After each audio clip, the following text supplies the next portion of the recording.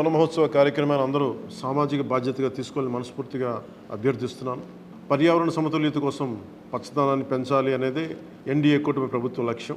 29% ఉన్న పచ్చదనం 50% తీసుకెళ్లాలే లక్ష్యంగా పనిచేస్తున్నాం.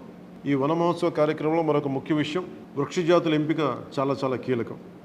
అవి స్వదేశీ వృక్షజాతులను ఎంపిక చేసుకోవటం చాలా అవసరం. స్థానిక వృక్షజాతులు నాటడం ద్వారా జీవ వైవిధ్యాన్ని, నేల ఆరోగ్యాన్ని మరియు పర్యావరణం మరియు మానవ ఆరోగ్యాన్ని కాపాడిన వాళ్ళు అవుతాం. అందుకే దేశవాళీ చెట్లు పెంచడం చాలా అవసరం.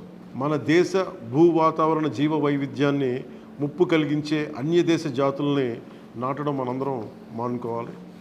చూడటానికి మొక్క ఆకర్షణీయంగా ఉంది, మొక్క నాటితే ఏపుగా పెరిగిపోతుంది, నిర్వహణ ఖర్చులుంటాం అని చెప్పి ఎవెన్యూ ప్లాంటేషన్ పేరు మీద గత దశాబ్ద కాలంలో అన్యదేశ వృక్ష జాతులైన కోనాకార్పస్, ఏడాకుల పాల, మడగాస్కర్ ఆల్మండ్, ఆస్ట్రేలియా తుమ్మ లాంటి వృక్ష జాతుల్ని విరివిగా నాటేశాం. వీటి మూలంగా పర్యావరణానికి ప్రయోజనం కంటే కూడా ఆరోగ్యం మీద, భూగర్భ జల సంపద మీద చాలా తీవ్ర ప్రభావం చూపుతూ ఉంది.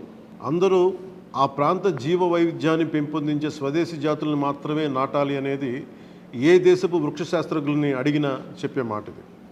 కానీ ఆ వాస్తవాన్ని విస్మరించి విదేశీయ మొక్కల మోసుతో రాష్ట్రమంతటా కోనాకార్పస్తో నింపేశారు. కోనాకార్పస్ అసలు మొదట పరిచయం చేసిన అరబ్ దేశాలే దాన్ని నిషేధించినాయి. ఎందుకంటే దాని దుష్ప్రభావాలను గుర్తించిన వెంటనే నిషేధించారు, తీసేశారు. మన దేశంలో తెలంగాణ, గుజరాత్, కర్ణాటక, అస్సాం ప్రభుత్వాలు కూడా వీటిని నిషేధించినాయి. ఈ కోనాకార్పస్ లాంటి విదేశ వృక్ష జాతుల మూలంగా జరిగే అనర్థాలు చాలా ఉన్నాయి. అవి ముఖ్యంగా మన భూగర్భ జల సంపదను హరించి వేస్తాయి, శ్వాస సంబంధ ఆరోగ్య సమస్యలకి కారణమవుతున్నాయి. కోనాకార్పస్ ఎలాంటి వృక్ష జాతి అంటే పశువులు తినవు, పక్షులు గూడు పెట్టవు, కనీసం పక్షులు కూడా వాలవు, చెట్టుని చేమని ఆధారంగా చేసుకుని బతికే క్రిమికీటకాలు కూడా ఈ చెట్లు జోలికి రావు.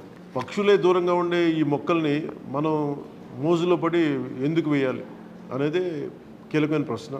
అందుకే ప్రతి సంవత్సరం జూన్, జూలైతో మొదలై నవంబర్లోని కార్తీక సమారాధన వరకు కొనసాగే ఈ వన మహోత్సవ కార్యక్రమంలో మన స్వదేశీ జాతులైన జీవ ఇంధనంగా ఉపయోగపడే కానుగ, వేప, చింత, ఉసిరి, శ్రీగంధం, ఎర్రచందనం, రావి, మర్రి, రేల, దిరిసెన, సీత, అశోక, మారేడు, నేరేడు, దేవకాంచనం, తెల్లమద్ది, మామిడి, కదంబం, జమ్మి, వెలగ, సీతాఫలం ఇలాంటి ఇంకా ఎన్నో మన జాతుల మొక్కల్ని నాటాలని అందరినీ అభ్యర్థిస్తున్నాం, కోరుకుంటున్నాం. 29% ఉన్న మన పచ్చదనాన్ని 50% తీసుకెళ్లే లక్ష్యంగా చంద్రబాబు నాయుడు గారి నాయకత్వంలో కూటమి ప్రభుత్వం పనిచేస్తుంది. అందరం కలిసి పచ్చదనాన్ని పెంచుకుందాం, పర్యావరణాన్ని కాపాడుకుందామని తెలియజేసుకుంటూ జై హింద్.